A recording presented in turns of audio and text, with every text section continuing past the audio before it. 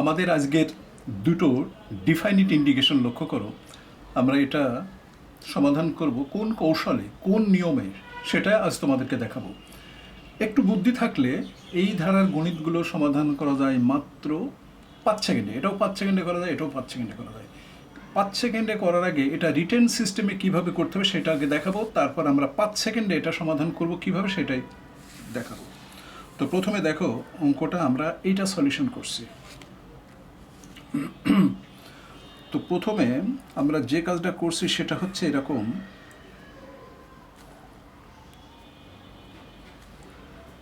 এই ডিএক্স থাকবে, এই যে এই টুটা একদম আমরা বাহিরে নিয়ে আসব।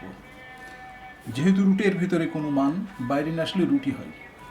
তারপর এখানে কি হয় দেখো, এটা half x minus x square হবে, রুট এখানেও থাকবে দেখো। তারপর এই যে রুটটা 1/2 রুট বাইরে চলে আসলো 1/2 রুট হিসাবে। তারপর আপার লিমিট হাফ, লোয়ার লিমিট 1/4। একটা জিনিস লক্ষ্য করো, বিষয়টা হচ্ছে আপার লিমিট লোয়ার লিমিটের দ্বিগুণ, অর্থাৎ আপার লিমিট এটাকে যদি 2 দ্বিগুণ করা যায় এটা হাফ হয়ে যায়। তো এই ধরনের যত অঙ্ক আছে আমরা 3 সেকেন্ডে সমাধান করে ফেলতে পারি। তো তার আগে আমরা একটু রিটেনটা দেখে নিই।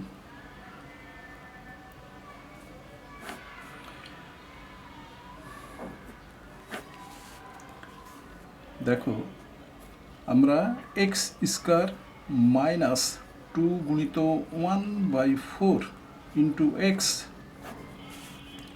প্লাস 1/4 হোল স্কোয়ার মানে 1/16। আর এই 1/16 এখানেও লিখতে হবে, এখানেও 1/16 লিখতে হবে, অর্থাৎ যেহেতু আমরা যোগ করেছি বিয়োগ করে দিলাম। তো এখন দেখো এই অঙ্কটা আমরা কিভাবে সলিউশন করছি। √2, তারপর হাফ 1/4 dx বাই এই যে 1/16টাকে আমরা লিখছি 1/4 whole square x minus 1/4 whole square. এই যে সূত্র পড়ে গেল। এই গণিতের ইকুয়েশন কিভাবে করতে হবে দেখো, এর একটা সূত্র আছে। সূত্রটা হচ্ছে এরকম, সাইন ইনভার্স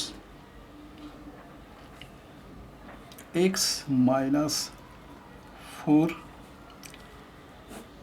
1/4 বাই 1/4। এটা হচ্ছে এই গণিতের ইন্টিগ্রেশনের নিয়ম। এখন আমরা আপার লিমিট লোয়ার লিমিট বসিয়ে দেবো। দেখো আপার লিমিট বসিয়ে দিচ্ছে,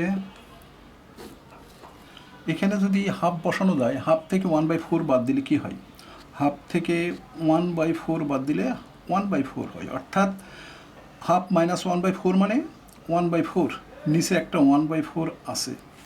এবার সাইন ইনভার্স লোয়ার লিমিট বসাচ্ছি 1/4। যদি এখানে 1/4 বসানো যায় তাহলে কি হলো 0/1/4। দেখো 0/1/4 হয়।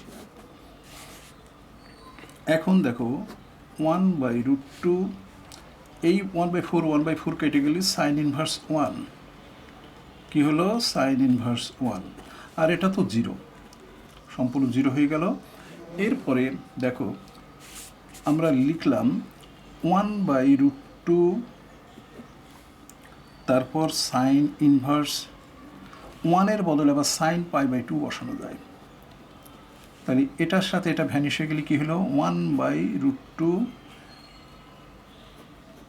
π/2 সমান সমান π/2√2। এই অঙ্কটার অ্যান্সার হচ্ছে, দেখো আমাদের এই যে প্রথম এই অঙ্কটার অ্যান্সার, এটার অ্যান্সার হলো কি, এটার অ্যান্সার হলো 1/2√2 পাই। এটার অ্যান্সার ঠিক ওই একই রকম হবে। তো সেটা কিভাবে হবে সেটা দেখে নাও।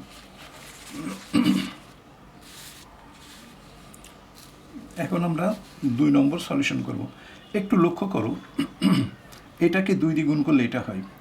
আমরা শর্টকাটে দেখাবো কীভাবে সমাধান করতে, সেটা দেখাবো। আগে আমরা রিটেন্ডার সিস্টেমটা সলিউশন করে নিই। দেখো, এই অঙ্কটা আমরা যখন তুলব তখন ঠিক এইভাবে তুলব।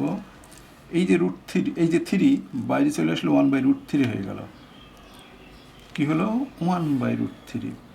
এটা 2/√3, 2/3, 1/3 এটা হলো। এরপরে ডিএক্স, দেখো যেহেতু 3 আমরা বাইরে নিয়ে আসছি, 1/3 into x minus x square, এটাই দাঁড়াচ্ছে। দেখো এই যে 3 কমন নিয়েছিলাম সেটা 1/√3 হিসেবে আছে। 1/√3, 2/3, 1/3 ডিএক্স।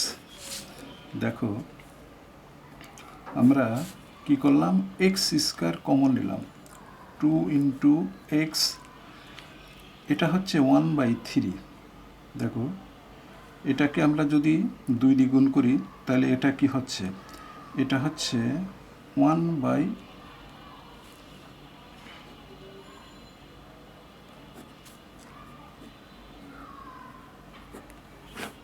এবার হয়েছে কিনা সেটা লক্ষ্য করো।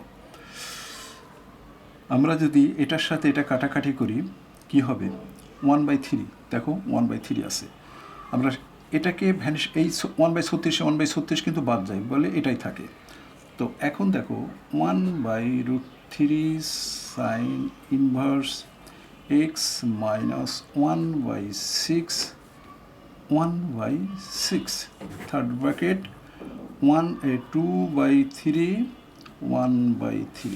দেখো এই মানগুলো বসালে আমরা কি পাবো, এইরকম একটা সিস্টেম পাই যাবো, π/2। তো π/3√2, এটা হচ্ছে এই সলিউশন।